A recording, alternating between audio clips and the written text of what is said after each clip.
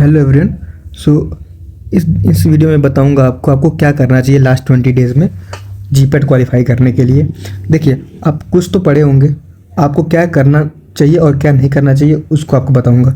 देखिए, अगर आप जीपेट क्वालिफाई कर लेते हैं तो आपको 12,400 स्टाइपेंड मिलेगा पर मंथ, जिससे आप पेरेंट्स पे डिपेंडेंट नहीं रहेंगे और आप अच्छे कॉलेज से मास्टर्स कर सकते हैं। तो आप इसके लिए अपना ये 20 दिन जो है वो अच्छे से दीजिए। आप इसमें से कम 8 to 10 आवर्स सिर्फ स्टडीज़ पे लगा दीजिए और इन 20 दिन में जो आप पहले नहीं किए हैं वो आप कर सकते हैं, आप क्वालिफाई भी कर सकते हैं।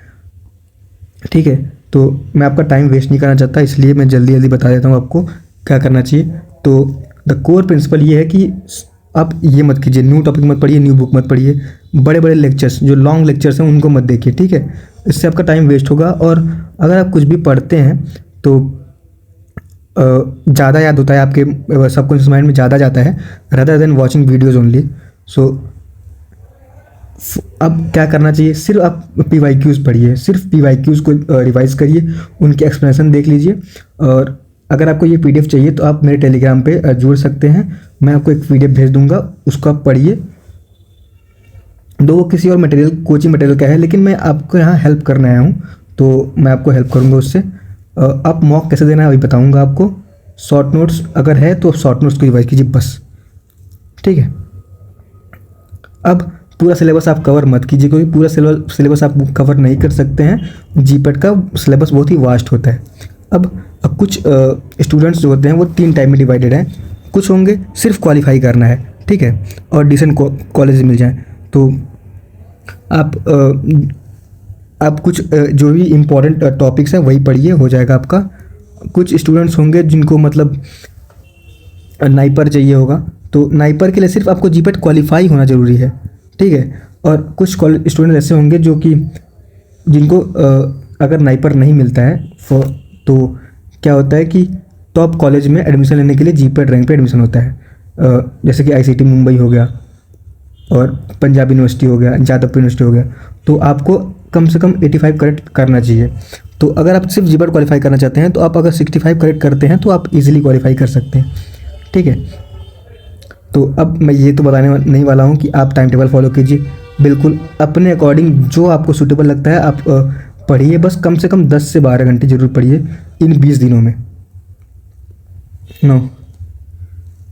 टेस्ट कब देना है आपको, अब देखिए, आप अगर डेली टेस्ट देंगे तो आप समझ लीजिए आप वेस्ट करेंगे टाइम, क्योंकि उसमें टेस्ट देने का मतलब ही नहीं होता जब तक आप एनालाइज ना करें।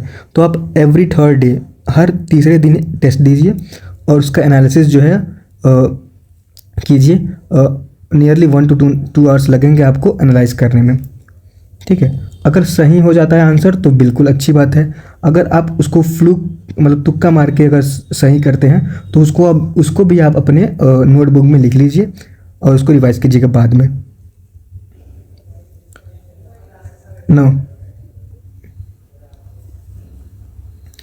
रॉन्ग क्वेश्चन जो होते हैं गलती में, उनको आपको अपने बुक में लिखना है और ऐसे क्वेश्चन जो गेस किए हैं वो उसको अपनी बुक में लिखना है।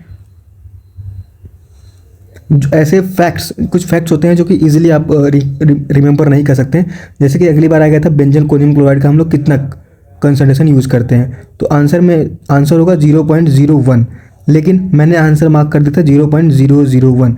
तो ऐसे जो फैक्ट्स होते हैं उनको आप लास्ट में रिवाइज कीजिएगा 2-3 बार, उसको ज़रूर देख के जाइएगा। ठीक है, अब हाई वेटेज टॉपिक्स क्या हैं, तो सबसे इंपॉर्टेंट जो है फार्मास्यूटिक्स। अगर आप फार्मास्यूटिक्स नहीं पढ़ें तो आप क्वालिफाई नहीं कर सकते हैं। ठीक है, तो फार्मास्यूटिक्स से आपको इजीली 30 क्वेश्चन बन जाएंगे। फार्माकोलॉजी भी इंपॉर्टेंट है, 20 क्वेश्चन मिनिमम आपके बन जाएंगे, मैं ये बोल रहा हूँ अगर आप अच्छे से पढ़ते हैं तो। फार्मास्यूटिकल केमिस्ट्री इंपॉर्टेंट है, लेकिन मैं बता दूंगा टॉपिक क्या क्या पढ़ना है।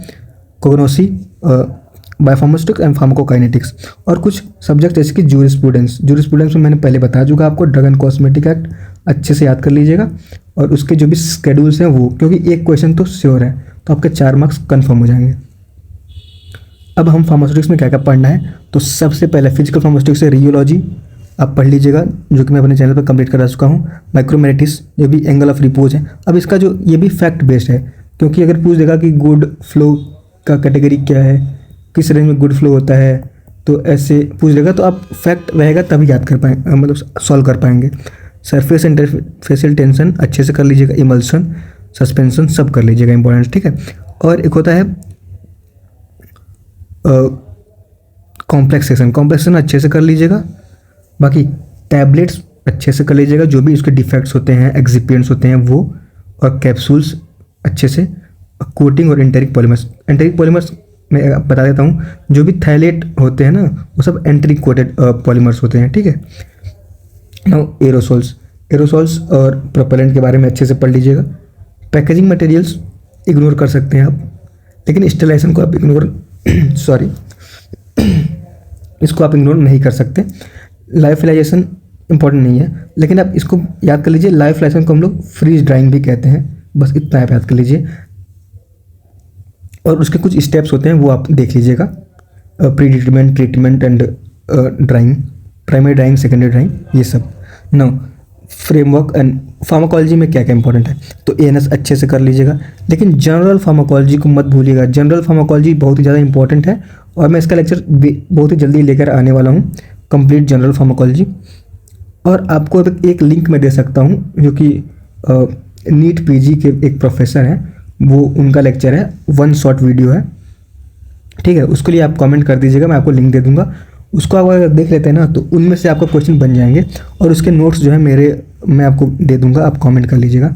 और सीएनएस कर लीजिएगा, और कुछ एनसेट्स के क्लासिफिकेशन, एंटीबायोटिक्स, ये सब तो मैंने अपने चैनल पर करा चुका हूँ, तो आप इसको देख सकते हैं। फार्मास्यूटिकल केमिस्ट्री में नेम डिटेक्शन देख लीजिएगा, एटलीस्ट एक बार देख लीजिएगा, अगर आपको सही होता है तो ठीक है, वरना आपको कोई दिक्कत नहीं है। लेकिन फंक्शनल ग्रुप को आइडेंटिफाई करना, आइसोमेरिज्म, स्टीरियोकेमिस्ट्री, ये सब बहुत ही ज़्यादा इंपॉर्टेंट टॉपिक्स हैं केमिस्ट्री के लिए। एसएआर नहीं याद होता तो कोई दिक्कत नहीं है, क्योंकि एसएआर जो है बड़ा टॉपिक है, और पता नहीं कौन सा एसएआर आएगा, तो आप इसको मत पढ़िए इसको अभी, अगर आप पढ़े तो रिवाइज कर लीजिएगा ना। फार्माकोग्नोसी कुछ नहीं करना है, बस बायोलॉजिकल सोर्स याद कर लीजिएगा, केमिकल कॉन्स्टिट्यूएंट, फैमिली। देखिए ये तो बहुत कंफ्यूजिंग है, बहुत ज़्यादा कंफ्यूजिंग है, तो ट्रिक से याद करिएगा। और उसके यूजर और एडल्ट्रेंट्स, जैसे डिजिटेलिस जो है कार्डियोटॉनिक होता है, सेना लेक्जेटिव होता है, विंका जो है वो एंटी कैंसर होता है, रवोल्फिया जो है वो एंटी हाइपरटेंसिव होता है, ऐसे याद कर लीजिएगा, ठीक है ना। बायोफार्मास्यूटिक्स में आप एडीएम में अच्छे से कर लीजिएगा, absorption, distribution, metabolism and excretion. और उसमें ना ये आएगा कंपार्टमेंट मॉडलिंग और in vitro in vivo correlation, very important. जो ए होता है वो क्या होता है, बी और सी, और इसके टाइप्स होते हैं वो आप याद कर लीजिएगा। और उसमें एक ही कीवर्ड होता है, उसको याद कर लेंगे तो आपका आंसर हो जाएगा। हाफ लाइफ, ये इक्वेशन वगैरह, क्लियरेंस और वॉल्यूम डिस्ट्रीब्यूशन। अब और बायोबिलिटी क्या होता है, फर्स्ट फॉर्मूला, ये सब आप याद कर लीजिएगा। हाँ, माइकलिस मेंटन पे क्वेश्चन आया था अगली बार, तो इसका फॉर्मूला आप याद कर लीजिएगा। अब देखिए आपके पास टाइम बचा है 20 दिन का, तो 15 दिन आप अच्छे से पढ़िए, रिवाइज कीजिए, और जो 15 दिन होगा वो आपको रिवाइजन करना है। सिर्फ 15 दिन में डे 1 आप फार्मास्यूटिक्स पूरा कंप्लीट रिवाइज कर लीजिए, फिर फार्माकोलॉजी रिवाइज कीजिए, फिर केमिस्ट्री, फिर जो भी अदर सब्जेक्ट्स हैं। अब मैंने माइनर सब्जेक्ट के बारे में नहीं बताया, क्यों नहीं बताया कि माइनर सब्जेक्ट इंपॉर्टेंट तो हैं, लेकिन आपको रैंक डिसाइड करेंगे वो, आप क्वालिफाई करेंगे कि नहीं, तो वो डिसाइड नहीं करेंगे। क्वालिफाई करेंगे कि नहीं करेंगे, ये तीनों सब्जेक्ट जो है डिसाइड कर देंगे आपके, और जो स्टूडेंट्स के कुछ टॉपिक्स, ठीक है। और लास्ट में आप शॉर्ट नोट्स अगर आपने बनाया है तो उसको जरूर रिवाइज कीजिए। अगर आपको शॉर्ट नोट्स भी चाहिए तो आप कमेंट कर सकते हैं, मेरे टेलीग्राम पे आपको मैं दे दूंगा।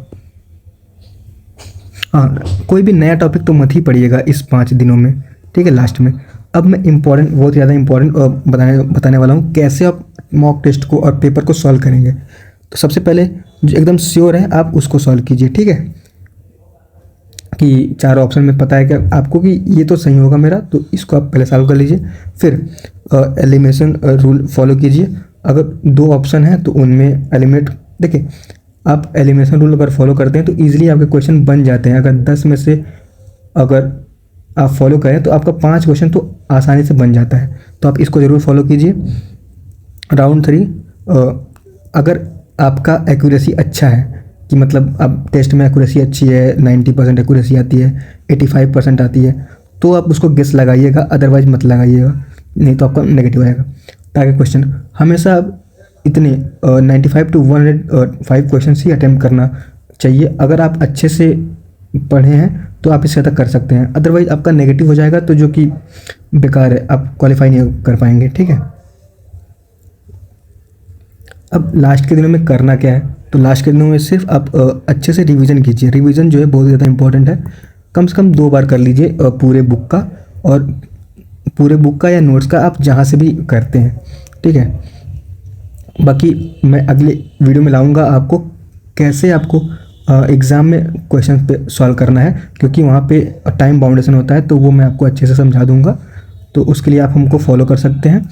और CUET से आपको कौन से कॉलेज मिलेंगे मैं बता दूंगा आपको। नाइपर कैसे मिलेगा वो मैं बताऊंगा आपको, तो आप मुझे फॉलो कर सकते हैं। ठीक है, so do like and subscribe to video and also follow me and subscribe my channel. Thank you.